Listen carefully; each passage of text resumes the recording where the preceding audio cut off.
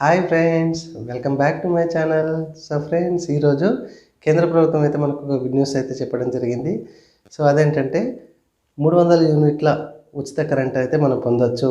So ఆ పథకం పేరే పిఎం సూర్యఘర్ అనే పథకం. సో ఓకేనా. సో ఒక్కొక్క ఇంటికి 300 యూనిట్ల ఉచిత కరెంటు విద్యుత్తును అందించనున్నారు ఇక్కడ నుంచి. సో అది ఎట్లా అప్లై చేసుకోవాలి ఏంటి అనేది ఈ వీడియోలో ఎక్స్ప్లెయిన్ చేయడానికి అయితే ట్రై చేశాను. సో స్టార్టింగ్ నుంచి ఎండింగ్ వరకు అయితే ఖచ్చితంగా చూడండి. సో దాదాపు 75,000 కోట్ల ఖర్చుతోనైతే ఈ పథకాన్ని అయితే ప్రారంభించడం జరిగింది. సో సౌర విద్యుత్ వినియోగాన్ని సోలార్ ప్యానెల్ ద్వారా ఎట్లా మనం యూజ్ చేసుకోవాలి, ఎట్లా పెంచుకోవాలి అనేది ఈ పథకం అయితే ముఖ్య ఉద్దేశం ఫ్రెండ్స్. సో ఈ వీడియోలో నేను ఎక్స్ప్లెయిన్ చేస్తాను. సో ఇట్లాంటి ఇంట్రెస్టింగ్ వీడియోస్ కోసం ఇప్పటివరకు మన ఛానల్ని సబ్స్క్రైబ్ చేసుకోకపోతే మాత్రం మీరు చూస్తున్న ఈ వీడియో కింద సబ్స్క్రైబ్ బటన్ కనబడుతుంది, రెగ్యులర్గా ఫాలో అవ్వండి. అండ్ పక్కన ఉన్నటువంటి బెల్ ఐకాన్ కనబడుతుంది, క్లిక్ చేసి మన నోటిఫికేషన్ ఆన్ చేసుకోండి. వీడియో నచ్చితే మాత్రం ఖచ్చితంగా లైక్ చేయండి, మర్చిపోవద్దు.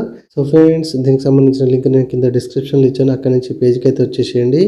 ఓకే, ఇక్కడ క్లియర్గా అన్నీ కొన్ని ఉంటాయి, ఇన్ఫర్మేషన్ ఉంటే చదువుకోండి. సో ఇక్కడ apply for roof top solar అని కనబడుతుంది కదా, దాని మీద క్లిక్ చేయండి. సో ఫస్ట్ మనం రిజిస్ట్రేషన్ కావాలి, తర్వాత లాగిన్ అయితే కావాలి. సో కింద కొన్ని స్టెప్స్ అయితే వాడు ఎక్స్ప్లెయిన్ అయితే చేయడం జరిగింది. కొన్ని చూద్దాం ఫస్ట్ ఎట్లా ఉందో. So registration for portal the following details. So first స్టేట్ని, తర్వాత electricity distributing company, so consumer number, mobile number, mail ID. So వీటిని అయితే ఎంట్రీ చేసి అయితే రిజిస్ట్రేషన్ అయితే చేసుకోవాలి. తర్వాత రిజిస్ట్రేషన్ చేసుకున్నాక మొబైల్ నెంబర్ లాగిన్తో అప్లై చేసుకోవాలి, లాగిన్ అవి. సో అప్లై చేసుకున్నాక దానికి సంబంధించిన అప్రూవల్ కోసం వెయిట్ చేయాలి. అప్రూవల్ వచ్చినాక దాన్ని అయితే ఇన్స్టాల్ అయితే చేసుకోవాలి. సో ఇన్స్టాలేషన్ అయితే కంప్లీట్ అయినాక సో ప్లాన్ డీటెయిల్స్ కొరకు మళ్ళీ ఒకసారి న్యూ మీటర్ కొరకు అప్లై చేసుకోవాలి. సో అప్లై చేసుకున్న తర్వాత మళ్ళీ మనకు ఒక కమిషన్ అనేది జనరేట్ అవ్వడం జరుగుతుంది, సర్టిఫికేట్ అయితే ఇస్తారు. ఓకే, సో కమిషన్ పర్పస్లో మనకు రెగ్యులర్గా మనకు అమౌంట్ రావడం, సబ్సిడీ రావాలంటే అమౌంట్ మన బ్యాంక్ అకౌంట్లోకి అమౌంట్ రావాలంటే బ్యాంక్ అకౌంట్ డీటెయిల్స్ అనేది సబ్మిట్ చేయాలి. ఓకేనా. సో ఇక్కడ రిజిస్ట్రేషన్ అయితే కనబడుతుంది మనకు. ఫస్ట్ రిజిస్ట్రేషన్ ఏ విధంగా చేసుకోవాలనేది ఇప్పుడు మనం చూద్దాం. సో ఫ్రెండ్స్, ఇక్కడనైతే రిజిస్ట్రేషన్ మీదనే క్లిక్ చేశాను. ఇక్కడ స్టేట్, ఇక్కడ డిస్టిక్. ఓకే, కింద మన డిస్ట్రిబ్యూషన్ కంపెనీ ఏంటిది అనేది ఇక్కడ ఉంటుంది. సో సెలెక్ట్ చేసుకోండి. ఓకే, తర్వాత ఇక్కడ కన్స్యూమర్ అకౌంట్ నెంబర్ అంటే బ్యాంక్ అకౌంట్ నెంబర్ కదండి. మన కరెంట్ బిల్లు ఉంటుంది కదా, దాని మీద నెంబర్ ఉంటుంది కదా, ఆ నెంబర్ని అయితే ఎంట్రీ చేయాలి. యూఎస్ఏ నెంబర్, యూఏఎన్ నెంబర్ అని సంథింగ్ ఉంటుంది కదా, అది ఎంట్రీ చేయాల్సి వస్తుంది. సో ఇక్కడ దీనికి సంబంధించిన మనం కంపెనీ డిస్ట్రిబ్యూషన్ దానికి సంబంధించిన ఎంట్రీ చేసేసుకొని ఇక్కడ ప్రొసీడ్ మీద జాగ్రత్తగా క్లిక్ చేయండి. ఓకే, సో క్లిక్ చేయగానే మనకు ఒకటి మొబైల్కి ఇక్కడ నెంబర్ ఎంట్రీ చేస్తే ఓటీపీ వస్తుంది. ఓటీపీ ఎంట్రీ చేయండి. ఇక్కడ ఈమెయిల్ కూడా మీరు ఫస్ట్ స్టెప్ 1లో మనం అనుకున్నట్టుగా మెయిల్ ఐడి ఎంట్రీ చేయాలి. ఇక్కడ క్యాప్షన్ ఉంటుంది కదా, క్యాప్షన్ అక్కడ ఎంట్రీ చేసి సబ్మిట్ మీద క్లిక్ చేయాలి. సో ఫస్ట్ అయితే నేను మొబైల్ నెంబర్ ఎంట్రీ చేస్తున్నాను. సో గెట్ ఓటీపీ అంటున్నాను. ఓకే, నాకు ఒకటైతే మొబైల్కి ఓటీపీ వచ్చేసింది.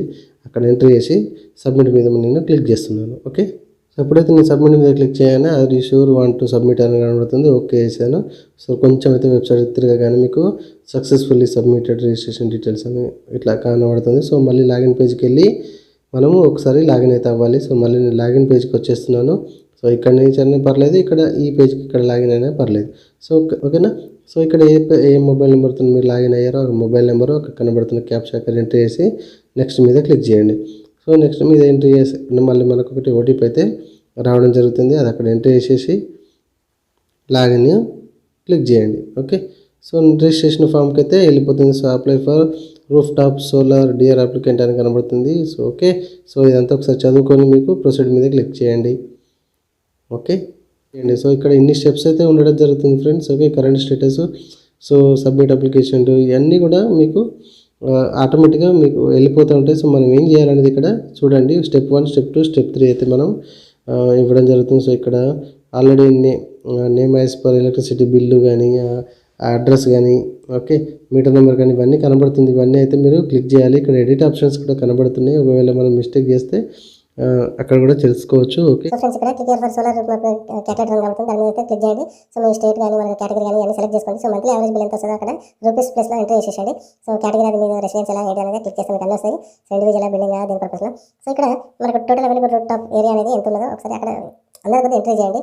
ఓకే, ఇన్వెస్ట్మెంట్ మనం అయితే చేస్తామో దానికి సంబంధించిన కూడా అమౌంట్ మనం మెన్షన్ చేసి కింద బ్లూ బటన్ మీద అయితే క్లిక్ చేయండి. క్లిక్ చేస్తే మనకి టోటల్ ఫిగర్ అయితే క్లియర్ ఎక్స్ప్లెయిన్ మనకి ఇక్కడ ఎక్స్ప్లెయిన్ చేస్తారు. ఒకసారి చూడండి, క్యాల్కులేటర్ మీద క్యాల్కులేటర్ కనబడుతుంది కదా, బ్లూ బటన్ మీద క్లిక్ చేయండి. సో లోడ్ కావాలి చూసారా. ఇదనమాట. క్లియర్‌గా అయితే ఎస్టిమేటెడ్ ప్రాజెక్ట్ కాస్ట్ గానీ, రూఫ్ టాప్ ఏరియా గానీ, ఓకే, ఫైనాన్షియల్ సేవింగ్స్ గానీ, సో ఇవన్నీ గూడా మీకు క్లియర్‌గా కనబడుతూ ఉంటాయి. సో ఇక్కడ మీరు చేంజెస్ అయితే కూడా చేసుకోవచ్చు, ప్రాబ్లమ్ లేదు. ఓకేనా. సో ఎంత కిలో వాట్స్ మీరు యూజ్ చేస్తారు ఏంటి అనేది పైన మీరు చేంజ్ చేసుకుంటూ పోతుంటే వాడు మీకు మీకు దాన్ని ఏమంటారు, క్యాలిక్యులేషన్స్ అందాజ ఎంత అనేది ఇక్కడ చూపెడుతూ ఉంటాడు. ఓకేనా. సో ఇట్లా కూడా మీరు జనరల్ క్యాలిక్యులేషన్ అయితే చేసుకోవచ్చు. సో ఫ్రెండ్స్, ఎప్పుడైతే మీరు లాంగిట్యూడ్, ఈ యాప్టిట్యూడ్ క్లిక్ చేసి నెక్స్ట్ మీద క్లిక్ చేస్తారో, సో ఈ విధంగా అయితే మీకు రావడం అయితే జరుగుతుంది. సో ఇట్లా ప్రతిది కూడా మీరు సబ్మిట్ చేయాల్సి వస్తుంది. సో ఇక్కడ అప్లోడ్ అయితే ఉంటాయి. సో లెఫ్ట్ సైడ్ మనం ఏమేమి సబ్మిట్ చేస్తున్నాము రూట్ అయితే ఇట్లా కనబడుతూ ఉంటుంది. ఓకేనా. సో ఇక్కడ మాత్రం ఖచ్చితంగా ఎలక్ట్రిసిటీ బిల్ అనేది లాస్ట్ 6 months సంబంధించిన మనం ఇక్కడ ఈ ఫార్మాట్లో, పీడిఎఫ్ ఫార్మాట్లో కానీ, జేపీజీ ఫార్మాట్లో కానీ మనం అప్లోడ్ చేయాల్సి వస్తుంది. సో అప్లోడ్ చేసినాక మీకు ఎప్పుడైతే సాటిస్ఫాక్షన్ అవుతారో అప్పుడు ఫైనల్ సబ్మిషన్ అనేది కింద కనబడుతుంది మనకు ఎల్లో బటన్లో. సబ్మిట్ కొట్టేసేయండి. సబ్మిట్ కొట్టేసినాక ఖచ్చితంగా మీరు వెయిట్ చేయాల్సిందే.